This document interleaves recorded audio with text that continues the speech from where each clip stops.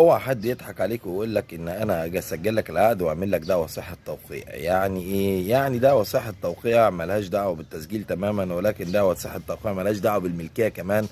ولكن دعوى صحه توقيع هي متعلقه بتوقيع المدعي عليه فقط. يعني ايه؟ يعني بكل بساطه ان انا بعمل دعوى صحه توقيع عشان ما حدش يجي من الورثه مثلا في يوم من الايام يجي يقول لك لا ده مش توقيع ابونا او غيره. لا، انا المساله متعلقه بالتوقيع، ليست لها صله باصل الموضوع تماما.